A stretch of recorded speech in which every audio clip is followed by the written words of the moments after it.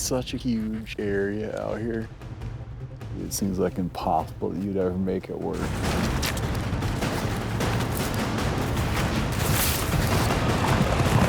Should have just kept going. Dang it.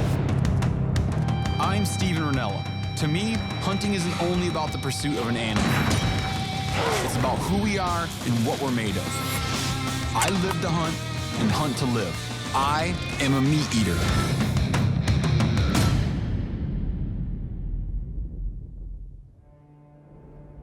It's not even open for debate.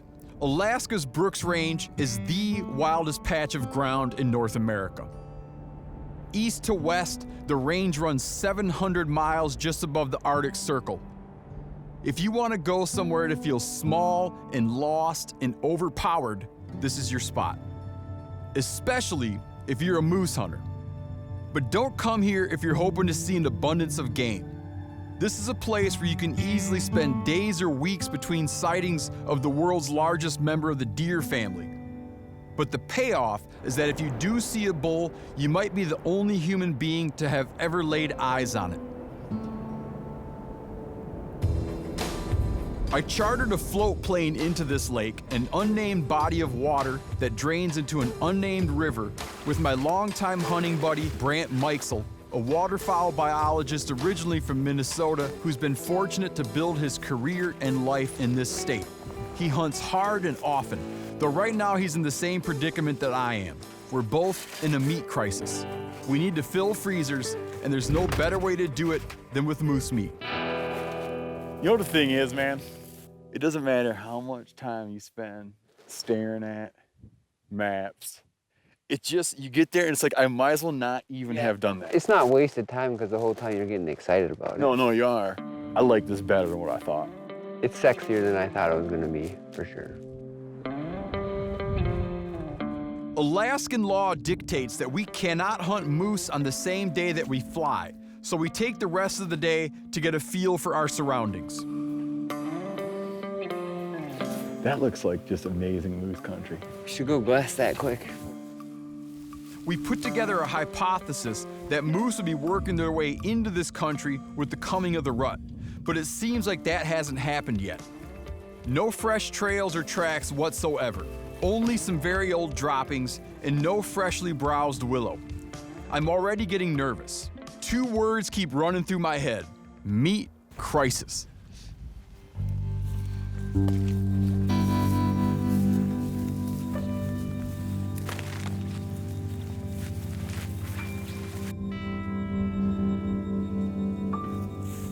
Boy, can you see some country. It is such a huge area out here. Kind of like an intimidating landscape, man. When you think about how much ground you're looking at, how little you see, it seems like impossible that you'd ever make it work.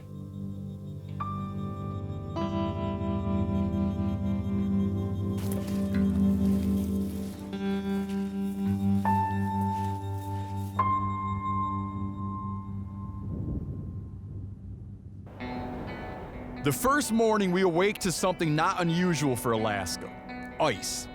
This is why we had to plan our hunt for a time that's well ahead of the peak moose rut. By the time the animals up here are getting really serious about breeding, these lakes might very well be frozen and float plane access becomes impossible. The plan is to stay near camp and try to call a bull toward us. Hauling a full-grown bull can mean 8 or 9 man trips with over 100 pounds each. So the closer to camp we can bag one, the better for our backs.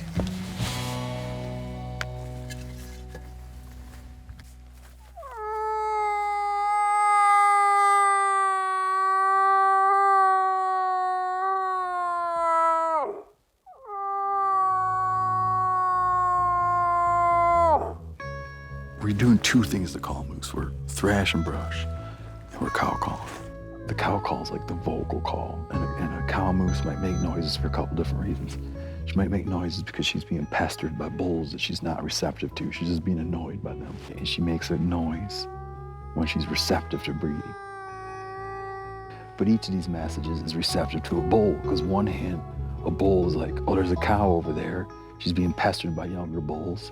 I'm the man, I'm gonna go over there and breed her. Or there's a receptive cow over there, I'm gonna go over there. We're like technically maybe 10 days before the official kickoff of rut.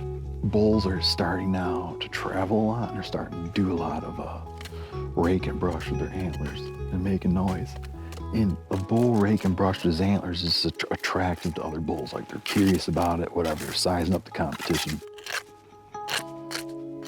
It takes moose a long time to come in. You might cow call and attract a moose from a couple miles away, but he might take days to get there. It tests your faith.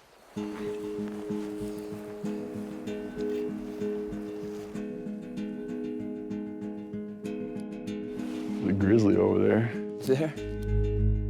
I'll go after him on opening day of moose season. It's hard not to get excited about going after a grizzly, but maybe my desire to do so is a sign that I'm getting restless due to my lack of faith in our immediate location. There are some peaks around here that are begging to be climbed.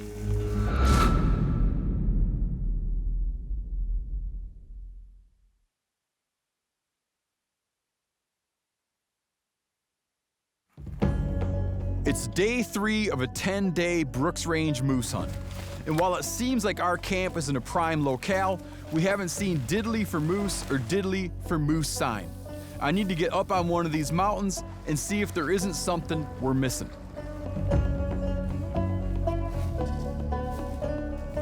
That's what we're looking for. In good moose country, it looks like someone has like a dull set of pruning shears, because all the willows will be topped.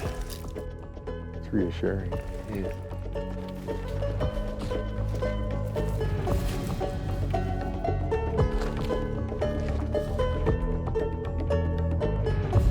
Oh, moose. It's a good sign. First ones of the day. It's a cow-calf pair. The only thing better would be a bull. But at this point, I'm glad to see anything with hooves. There's some good willow draws too. There's gotta be a big fatties in here somewhere, man. Or not. Moving around the mountain, we spot another pair of moose, farther off, but still standing right out in the wide open. There's one that's like a cow for sure, but there's also a thing in there that looks like a hunk of plywood. Yeah, right there, definitely little paddle bull. He's raking brush, actually. This bull is about 1 jillion miles from camp, but it's messing with us because we could legally kill it. As a non-resident, I'm limited to a bull with either a 50-inch tip-to-tip antler spread or at least 4 brow tines on one antler. As a resident, however, Brandt can kill any bull in this particular unit. That would be a tote right there, though. Oof. That would be a brutal pack. That's like 4 miles. 2 people were to pack that bull, it would be 8 miles per load, 4 loads. 32 miles, 16 of which is carrying over 100 pounds. Let's go.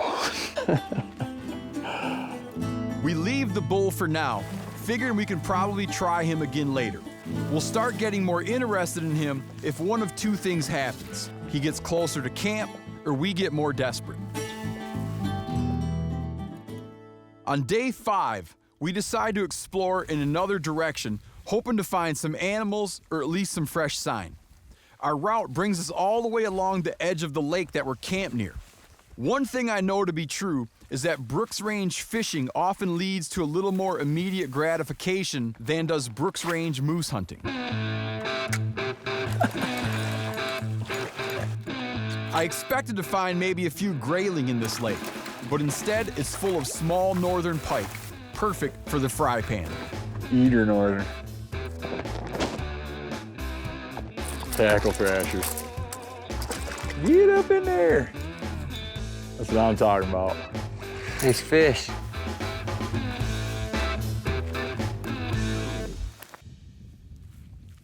We head up one of the highest peaks in the area to take our last looks for the day and enjoy a well-deserved meal. They were the first guys ever sit up here? No way. No way. We're the first guys to fry fish up here. Gotta be. Think we're the first guys to not see moose from up here? No.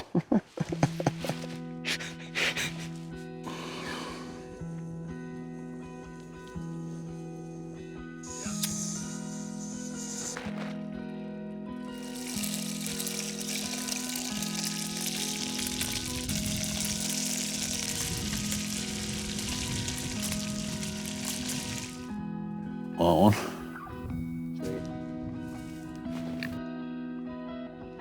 Man, it's a good pike. It's a perhaps overused reference, but it doesn't get much fresher than that, especially, especially when you can look at the lakes you just pulled it out of. It'd be sweet if we could have a successful moose hunt and then have a day to devote to just fishing northies. There comes a point in every hunt where I think, why in the hell did we come here? How could my ideas about this hunt be so different from the reality? But then, looking at this vista, I remember. We came here to keep on waking up tomorrow in order to try again.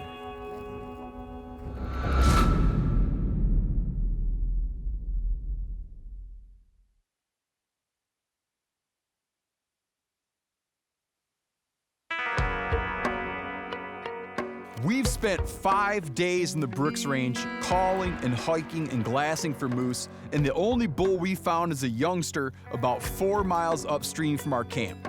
We wouldn't even think of making an attempt on this bull if it weren't for the small river that runs from his location back toward our camp. We're thinking that we can quarter the bull and load it into inflatable pack rafts, then walk it downriver a few miles before packing it up and out of the canyon on our backs. But first we need to relocate the bull. After a long hike, you can only cover about 1 mile an hour in this terrain thanks to the tussocks. We can't turn it up with our binoculars. So Brandt lets rip a loud cow call in hopes that it'll stand up to have a look. It works. The bull and a couple cows emerge from a willow patch across the river about 1 mile away. That call stood him up. There's probably just no way that we're gonna call this young bull away from those cows, especially at this distance. We'll just have to make a plan and go after him. Do you want me to stay and hand signal you into him? I think it's pretty obvious where he's at. Huh? The only thing we're gonna get screwed is if he stands up before we get there.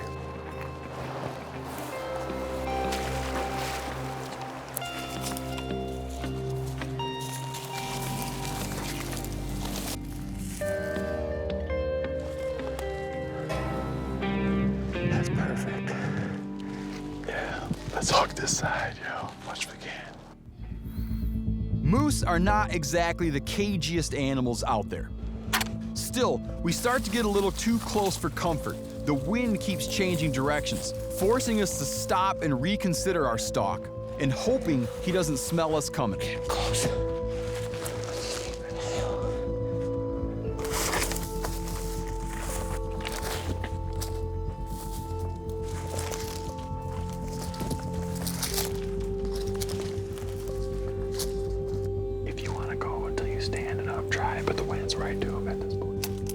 At this point, there are a few things we can try. One, wait till the moose gets up to feed, which might not happen until it's almost dark. Two, try to get above it by going uphill, which comes with a serious risk of him seeing or smelling us before we can get into a shooting position. Or three, thrash a little brush to get him curious and to stand him up. We kick this all around in our heads and go for what turns out to be the wrong move. 3. Instead of curiosity, I incite terror.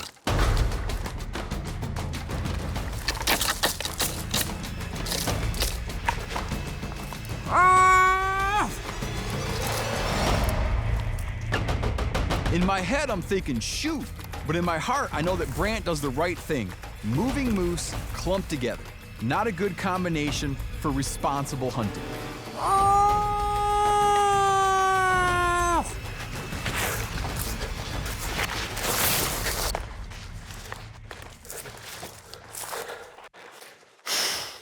We should have just kept going.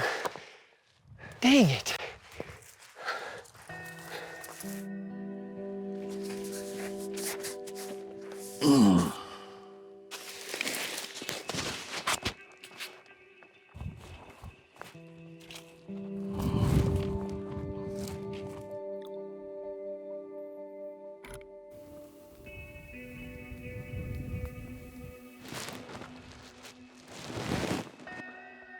I never in a million years would have imagined that that would have been the response.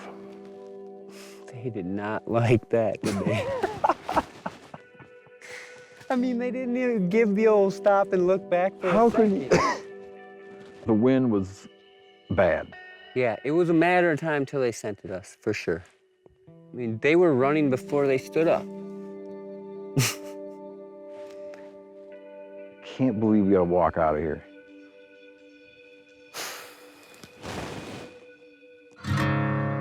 We head downstream toward camp, replaying the stalk in our minds, wondering what we could have done differently.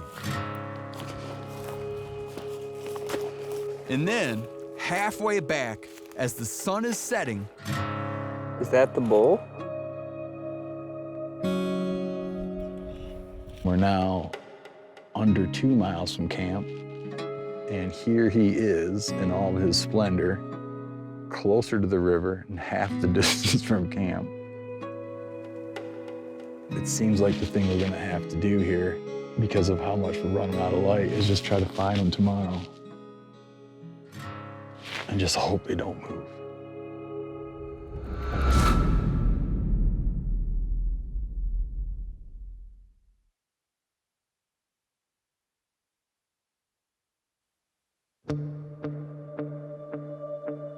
in the morning, we once again set out after the young bull. And again, we get lucky enough to find him. He hasn't traveled far from where we left him the night before. It's our pal. Time is on our side, so we carefully make our way toward the spruce patch where he's been feeding. There's the old moose tracker. If we can make it to the top of this hill without spooking him, we should be able to watch him in that bowl of timber below us without him smelling us, and then wait patiently for a shot opportunity. As Brandt heads toward the trees, I stay behind and find a vantage point on a nearby hill where I can try to watch the action.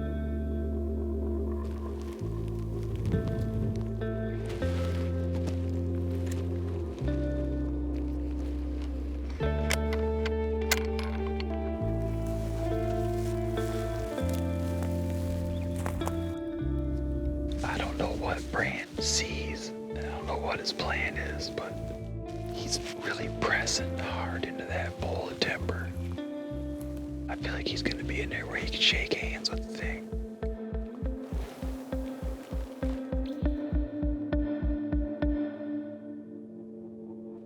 Just on here, like on a ridge that's about 200 yards away. Perfect, because there's straight up wind. Now our buddy just needs to show up. It is just so unbelievably quiet here. And it's just an empty, empty, empty place.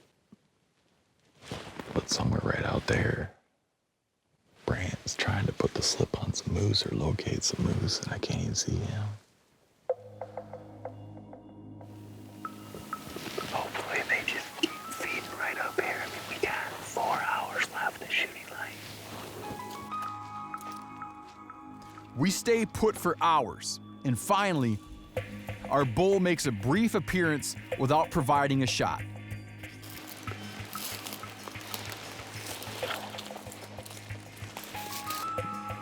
I can't tell what's going on over there right now.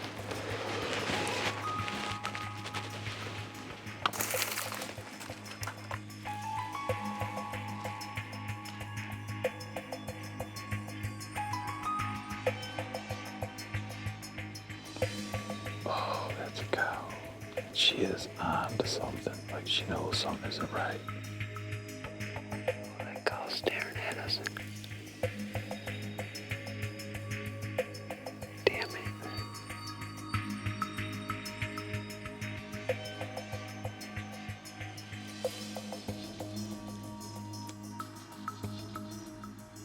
Oh, she's spooking. She's spooking. The cow spooks, but oddly, the bull steps right into the same place and assumes her position. Broadside.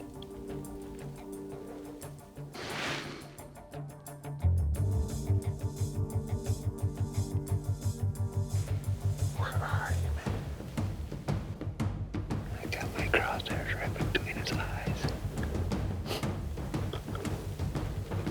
I don't want to take that shot. I just can't see a thing.